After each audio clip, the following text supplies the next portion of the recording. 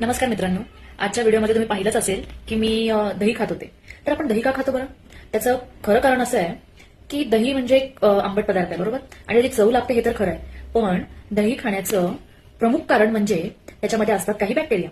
आता आपण बॅक्टेरिया ऐकलं का नेहमी आपल्या डोक्यामध्ये प्रश्न पडतो की आपण आजारी पडणार, पण असं नसतं.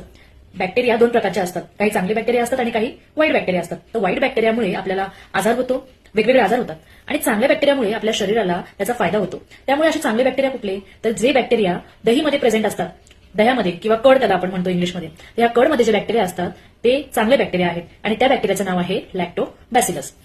तर हे बॅक्टेरिया नक्की काय करतात? तर हे बॅक्टेरिया आपल्या शरीरामध्ये गेल्यानंतर आपल्या बॉडीमध्ये जे इंटेस्टाईन नावाचं ऑर्गन आहे त्या ऑर्गनमध्ये कॉलोनाइज करतात. कॉलोनाइज म्हणजे त्या ठिकाणी ते राहतात. आणि चांगले बॅक्टेरिया जर जास्त प्रमाणात असतील तर वाईट बॅक्टेरिया हे कमी होतात. त्याच्यामुळे वाईट बॅक्टेरियामुळे आपल्याला जे होणारे रोग आहेत त्याची शक्यता कुठेतरी कमी होऊन जाते.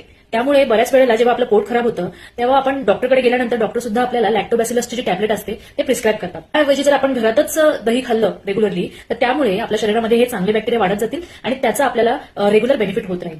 तर ही माहिती जर तुम्हाला आवडली असेल तर कमेंटमध्ये मला नक्की कळवा आणि तुम्हाला नवीन कुठल्या विषयावरती व्हिडिओ बनवून हवा असेल त्याबद्दल देखील कमेंट करा. धन्यवाद.